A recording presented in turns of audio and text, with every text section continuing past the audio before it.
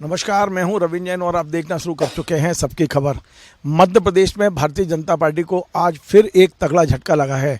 Madhya Pradesh Bharatiya Janata party के प्रदेश कार्यकारिणी सदस्य सुधीर यादव ने आज सुबह ही अपना इस्तीफा पटक दिया है और भारतीय जनता पार्टी को बाय बाय बोल दिया है।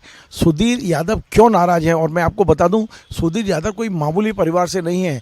पूरे बुंदेलखंड में एक बड़ा समाजवादी परिवार जिन्हें लक्ष्मी नारायण यादव के नाम से हम जानते हैं, समाजवाद का एक बड़ा पुरोधा माने जाते हैं, बड़े पुराने नेता हैं, ज़मीनी पकड़ है उनकी। और लक्ष्मी नारायण यादव को भारतीय जनता पार्टी खुद लेकर आई थी, उन्हें सांसद बनाया था। आज उन्हीं लक्ष्मी नारायण यादव के बेटे सुधीर को आखिर पार्टी क्यों छोड़नी पड़ी, हमारे साथ सुधीर यादव जी, हम उनसे जानने की कोशिश करते हैं। ऐसी क्या परिस्थिति हुई जिस भारतीय जनता पार्टी में आप तन मन धन से काम कर रहे थे, लगातार समर्पित होकर काम कर रहे थे, क्या परिस्थितियां बनी कि एन चुनाव से पहले आपको आखिर भाजपा छोड़नी पड़ी? आपका बहुत बहुत स्वागत है सुधीर भाई। सुधीर भाई, आखिर आज आपने भारतीय जनता पार्टी को इस्तीफा दे दिया, कारण क्या रहा? उपेक्षा। आप कंटिन्यूस पार्टी के लिए मेहनत कर रहे हैं, 18 में हारी हुई सीट पे चुनाव लड़ रहे हैं। जब कोई कैंडिडेट नहीं है तो वहाँ भी मेहनत करके अपन पार्टी के वोट को बचाए रख रहे हैं, ताकतवर ढंग से लड़ रहे हैं। 18 के बाद 20 में जिनसे राजनीतिक लंबी दुश्मनी है, 20-22 साल 23 साल से लगातार लड़ाई चल रही है, उनका जिंदाबाद कर रहे हैं। फिर उसके बावजूद भी पार्टी अपनी तरफ कोई ध्यान दे रही है, उल्टे एक आध फर्जी मुकदमा 420 का लिखवा रही है। फिर भी पार्टी के लिए लगातार मेहनत कर रहे हैं। और पूरे बंडा में ये समझिए आप 4 साल कंटिन्यूस मेहनत करने के बाद पार्टी ने हमारी उपेक्षा की, हमारे परिवार की उपेक्षा की और हमारी उपेक्षा की। हमारा राजनीतिक रूप से बुंदेलखंड में, आपने जैसा कहा कि पूरे बुंदेलखंड में लंबे समय का काम रहा है। 62 साल पूरे पिताजी को राजनीति करते हुए हो गए और लगभग 23-24 साल हमको राजनीति करते हुए हो गए। और हम लोग सेवा के लोग रहे हैं। राजनीति का जो मूल धर्म है सेवा, उसको ही हमने अपना धर्म माना है और वो काम हमने किया है। हमारे ज़िले में तो हमने कम से कम काम किया है। हाँ सुधीर भाई, आप जैसा आपने कहा कि उपेक्षा हुई, पार्टी जो संगठन है ये तो ऐसा माना जाता बड़ा अनुशासित पार्टी है। भारतीय जनता पार्टी में क्या संगठन स्तर पर, आप तो प्रदेश कार्यकारिणी सदस्य हैं, क्या संगठन स्तर पर या पार्टी हाईकमान से कोई चर्चा नहीं हुई आपकी? आपने अपना दर्द उनके सामने रखा नहीं क्या? नहीं, हमने उनको दर्द रखा। जैसे ही बंडा का टिकट डिक्लेयर हुआ तो हमसे ये कहा गया यहाँ बुला के कि टिकट गड़बड़ तो हो गया है, आपकी मेहनत है वहाँ, और इसको हम आगे आने वाले समय में चेंज करेंगे। अभी नहीं कर पाएंगे लेकिन आगे चेंज करेंगे, इस तरह की वर्डिंग हमारी रही। और आप अपना काम जारी रखिए, ये भी हमसे कहा गया। हमने काम भी जारी रखा। बाद में हमको ऐसा मैसेज आया कि अब ये जिसमें संसदीय बोर्ड की मोहर लग गई है उसमें परिवर्तन की संभावना बहुत कम है, हो ही नहीं सकता परिवर्तन, इस तरह का मैसेज हमको मिला। तो स्वाभाविक है कि अब अपन ने देख लिया कि अब सब सारे रास्ते बंद हैं, तो और पूर्णतः पार्टी उपेक्षा के रूप में आ चुकी है। पिछले 3 चुनाव के लगातार वादे हो चुके हैं जो पूरे नहीं हुए, तो कोई और रास्ता था नहीं हमारे पास।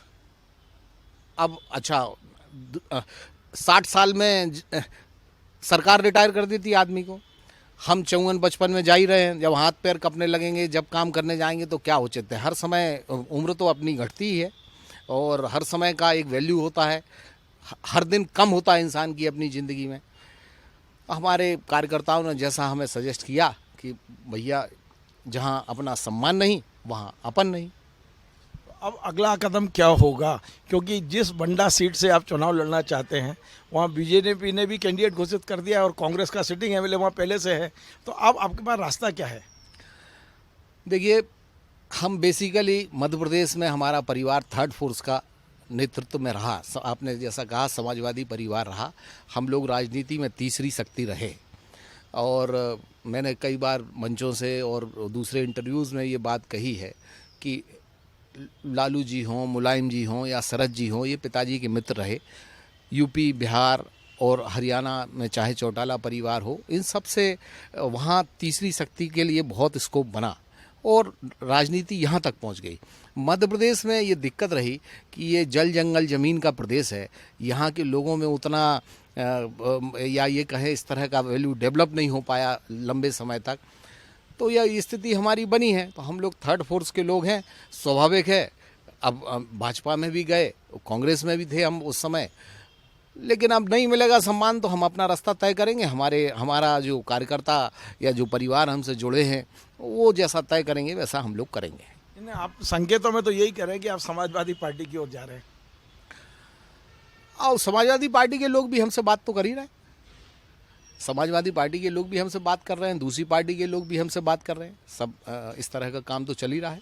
लेकिन सुधीर भाई, एक मैसेज तो जा ही रहा है कि आप भारतीय जनता पार्टी में केवल टिकट के लिए थे, टिकट नहीं मिला तो आपने पार्टी छोड़ दी। जी नहीं, हम ये समझ लीजिए आप कि भारतीय जनता पार्टी हम लोगों ने 2008 में उमा जी की पार्टी से चुनाव लड़ा था बंडा में।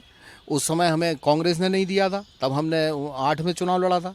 8 से पूरा कंटिन्यूस हम लोग पार्टी की सेवा करते रहे। टिकट के लिए राजनीति में हम हैं तो कोई साधुगिरी में नहीं है।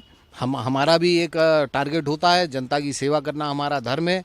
और ये बात भी सही है कि सेवा को करने के लिए कहीं ना कहीं एक प्लेटफॉर्म की ज़रूरत होती है। वो कोरी बातों से या इससे नहीं चलता है, उसके लिए प्लेटफॉर्म की ज़रूरत होती है जिसमें आपकी आवाज़ में दम पैदा होती है, और वही करते हैं हम। सुधीर भाई, एक ऐसा सवाल है जो शायद आपको असहज लगे, लेकिन भारतीय जनता पार्टी में आने के बाद पार्टी ने सब कुछ तो दिया, आपके पिता को सांसद बनाया, आपको विधायक की टिकट दी, उसके बाद भी आप संतुष्ट नहीं हैं? नहीं, ये बात सही है कि भारतीय जनता पार्टी ने पिताजी को सांसद बनाया, हमें टिकट दी एक ऐसी सीट से, एक षड्यंत्र के तहत कि जहाँ से हमारा जीतने का कोई मामला नहीं था। लड़ा के कि आपको लोकसभा लड़ाएंगे, अभी आप विधानसभा लड़ लीजिए।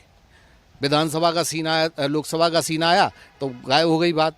फिर मैंने पहले कहा कि जब ये नई बहुएं जो ढेर सारी आ गई और पार्टी में दूसरे घरों से आके इनने भाजपा के परिवार को नष्ट कर दिया।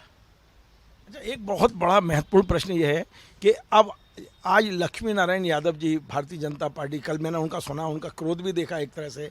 उनको ऐसा लग रहा कि भारतीय जनता पार्टी में आकर कोई पछतावा हुआ है कि उन्होंने कह दिया कि पार्टी हाईकमान अंधा, बहरा, लूला, क्या मतलब इस तरह के शब्दों का उपयोग किया।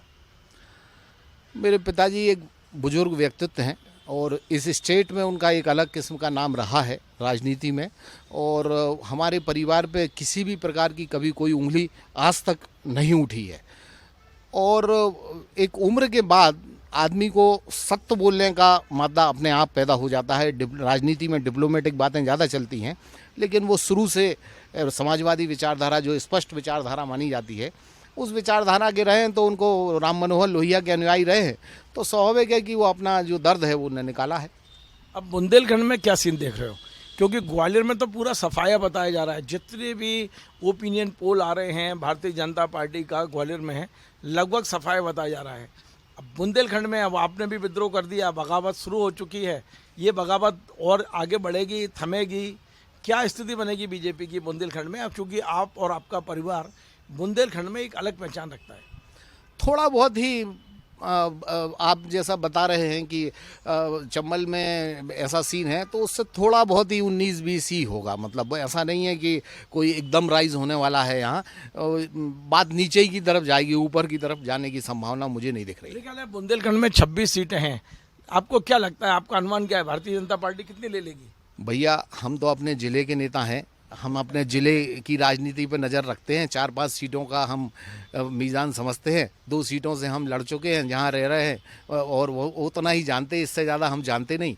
तो 2-3-4 सीटों की हम बता सकते हैं, इससे आगे मुझे ज्ञान नहीं। वो आपको फिर स्टेट के नेताओं से बात करना पड़ेगी, मैं तो इतना ही जानता हूँ। मैं तो केवल बुंदेलखंड के संदर्भ में जानना चाह रहा था कि आप बुंदेलखंड में परिवर्तन तेज है, और मैंने आपसे पहले भी कहा कि चंबल और बुंदेलखंड में बहुत ज़्यादा फ़र्क होने की संभावना नहीं रहेगी। बंडा का रिजल्ट बदलेगा इस बार? 1000% बदलेगा। सुधीर यादव के पार्टी छोड़ने से और लक्ष्मी नारायण यादव के तेवर बदलने से कम से कम सागर और आसपास की सीटों पर क्या असर होगा? देखिए, जो ज़्यादा समय जब राजनीति में काम करते हुए हो जाता है, तो बहुत सारे आपके फॉलोअर्स अपने आप डेवलप होते हैं, जिनके लिए आप शादी में, सुख में, दुख में, और उनके बीच आपका जाना आना रहता है लंबे समय से। और मैं 2 बार मंडी अध्यक्ष भी रहा हूँ, स्टेट में एग्रीकल्चर मार्केटिंग बोर्ड में डायरेक्टर भी रहा हूँ। तो ये काम तो हमारा चलता ही है। माने जैसे हम सागर में रहते हैं, नरियावली में मंडी अध्यक्ष बने हैं, तो अब एक स्वाभाविक है। और इस प्रदेश में, इस अब देश में जात एक जो इस देश की सच्चाई है, उसके हिसाब से तो काम होता ही है। तो स्वाभाविक है कि सब सीटों पे कुछ ना कुछ फर्क तो पड़ेगा। एक आखिरी सवाल ये है कि आज सिर्फ सुधीर यादव ने पार्टी छोड़ी है या लक्ष्मी नारायण यादव जी ने भी पार्टी छोड़ दी है? अब ये सवाल आप पिताजी से पूछिए। पिताजी वैसे भी 81 में पहुंच रहे हैं और ऑलमोस्ट राजनीति से वो रिटायर हैं, मतलब स्वयं में भी वो ये देखिए, मान वो बीजेपी के सदस्य हैं, आज भी सक्रिय सदस्य हाँ हाँ नहीं हैं, सक्रिय सदस्य हैं बीजेपी के। और उन्हें कल परसों जो स्टेटमेंट दिया है, उसके हिसाब से तो मुझे नहीं लगता कि उनका पार्टी से कोई प्रेम बचा है। पार्टी से उनका कोई प्रेम नहीं बचा है। औपचारिक इस्तीफा नहीं दिया, लेकिन इस्तीफा जैसा ही प्रेम है। नहीं बचा है, ये प्रेम मतलब मधुरता तो खत्म हो चुकी है। चलिए, बहुत बहुत धन्यवाद। तो आप थे सुधीर यादव जी, जो सागर के पूर्व सांसद लक्ष्मी नारायण यादव जी के बेटे हैं। बहुत साफ साफ कह रहे हैं कि पार्टी में अब जिस तरह की उपेक्षा हो रही है वो बर्दाश्त के बाहर हो गई, और निश्चित तौर पे इस परिवार का भाजपा छोड़ना बुंदेलखंड की राजनीति पे तो असर होगा। और जिस तरह के तेवर कल लक्ष्मी नारायण जी यादव ने दिखाए हैं, निश्चित तौर पे एक बहुत बड़ी संख्या यादव समाज की है, और दूसरे जो समाजवादी पुराने लोग हैं उनकी संख्या है। अब देखना होगा परिणाम कि क्या होता है, लेकिन इतना तय हो गया है कि सुधीर यादव जी अब बंडा से ताल ठोकने की तैयारी कर रहे हैं। पार्टी कौन सी होगी वो अगले 2 दिन में पता चल जाएगा। आपको हमारा ये कार्यक्रम पसंद आया, आप इसे शेयर करें, लाइक करें, कमेंट करें, और आपसे बार बार निवेदन है हमारे इस चैनल को सब्सक्राइब अवश्य करें। धन्यवाद।